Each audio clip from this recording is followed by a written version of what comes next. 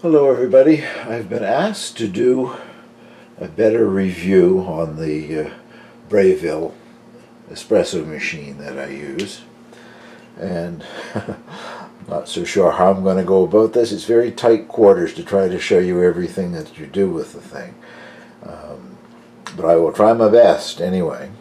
It has a reservoir tank in behind that holds enough water. Well, for me it lasts about a week, but I only make one coffee a day out of it for my breakfast. And then what you're seeing on top here, this is where you put your espresso beans, a hopper, and that holds enough, probably lasts me more than 2 weeks before I have to add anything more to it. And so there is so much that is selective about it. Turn it on here.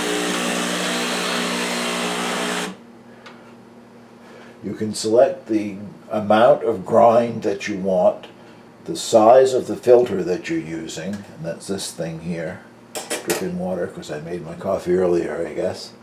And there's a lot of things that are programmable. I won't bother going into all of that because they are subjective. It depends on the person making the coffee and what kind of coffee you like, I guess. So what I'm going to show you is the one that I make for myself every day. It's taken several months for me to get around to deciding exactly how I like things, and I think I have come up with one that I really enjoy now, so I probably won't be changing it anymore. Also, every time I bought new espresso beans, I bought a different brand, and I have come up with a brand that I like. So again, that's just personal taste. So I think I will be sticking with this brand. It has the nicest flavor. So I have it set, as you can see here. This would indicate that it would be using a single basket, but I'm actually using the double basket.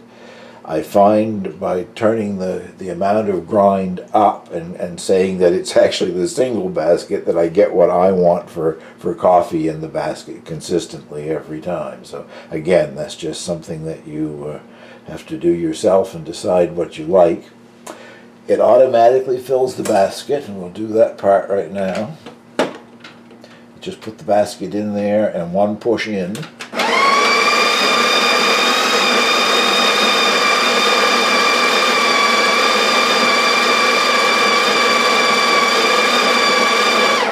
That is the amount of coffee that I like. I'm going to show you in just a minute what I do with it before I put it under the water pressure thing there. But I don't leave this turned on, as you noticed. I just turned it on to make this video. So even though all the things have lit up at the top, that means that the water is up to temperature and all that good stuff. I still run one single dose of water through before I put the basket on. That bleeds out any water that might have been tepid rather than the right temperature. So we'll do that.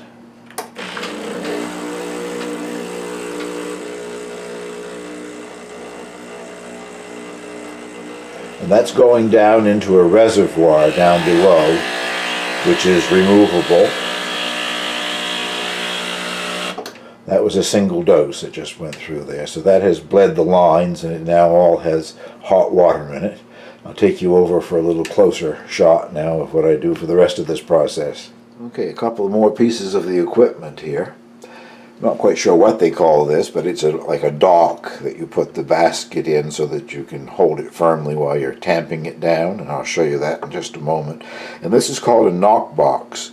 Once you have made the coffee and you want to get rid of the little hockey puck, you turn it upside down and knock it on this, and it goes down in there most times anyway. The machine has a tamper which is held up under the under the top of it, if that makes any sense, magnetically. So that's what I use to tamp it down with. And here's where I spill some coffee probably, but that's the grind that I got. Okay, try to keep this in focus, I guess, and show you this way. And I barely tamp it down now. The instructions tell you 30 to 35 pounds of pressure, and I follow a YouTube channel called Whole Latte Love. So if you want to go look up Whole Latte Love, they know a lot more about this process than I do. But they finally did a video showing the various types of coffee that you get, and depending on how much you tamp it, and they wanted to know what everybody's doing. I didn't bother replying, but I was trying to tamp it down, like it said, with 30 to 35 pounds of pressure, and not getting a good crema. And I'll show you what, if you don't know what a crema is, I'll show you that shortly when I make the coffee. But just by lightly tamping it like this, I get an excellent crema, so that's what I'm sticking with. And we'll go over now to the machine a little bit to the right here and put the basket on and show you the rest of the process. The basket just goes up in here and locks into position. Now I set it up with my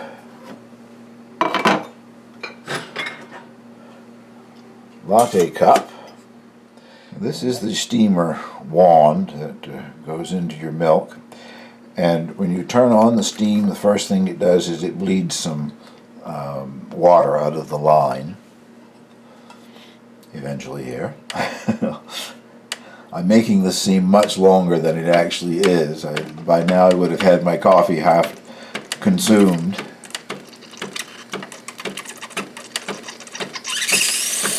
Producing steam, and that gives you an idea of how much milk I use. I didn't measure it, but I've decided how much milk I like, and that's it. So.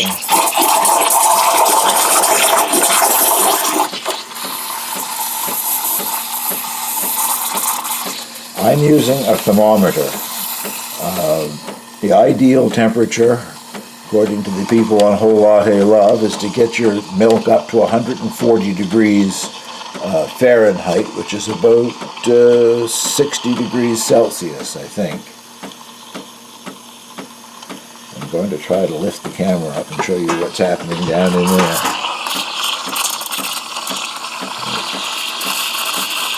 You can see how it's rolling around. That's what you want to see.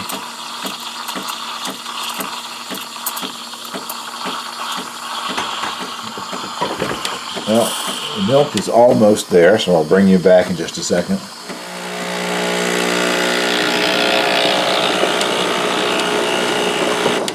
The milk reached 140 degrees, and now you clean the wand immediately, because if you don't, the milk will sort of congeal on there and make it very difficult to keep it clean. I just use a damp cloth that I keep available for it.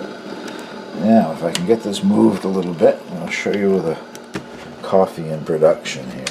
That's not a bad angle, I guess. Hope some of this is still in focus. And what I'm doing now is a double shot, and you can adjust the amount of water that you want in a double shot, and mine is probably a bit on the large size.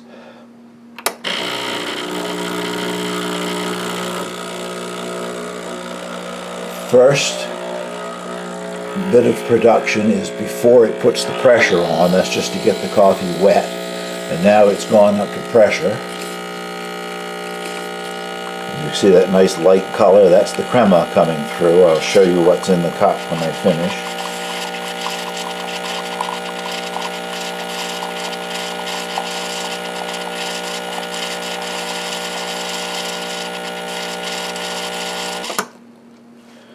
Okay, move the camera again so I can show you what's happening with the knock box and adding the milk. This is getting rid of the little hockey puck here.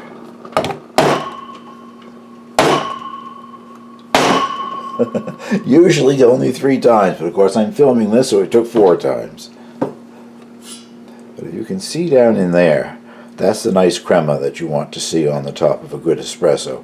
What I'm doing is sort of a version of a flat black, although today I did get foam on top here. I usually get a little foam, but add the milk from an altitude. That helps mix it in. And again, the amount of milk and coffee and whatever, that's completely subjective. That's what I like, so that's how I do it.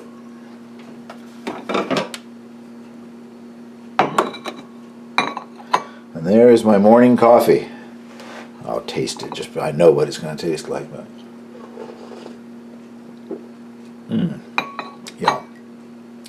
I'll have to put a notation down below or maybe on the screen here of the brand name of the coffee that I'm using.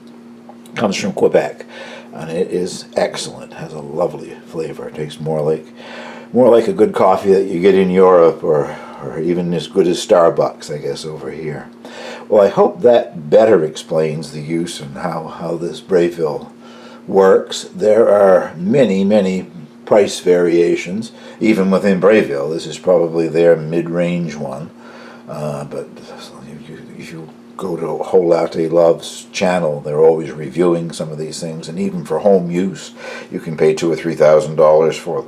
I don't really recall exactly what I paid for this, but it was in the $500 range, and I don't regret having done it at all. It's the kind of coffee that I like, and as I said, I only make one coffee a day. I only drink coffee for breakfast. So, thank you very much for watching, and I hope this answers some of the questions on how the espresso machine works.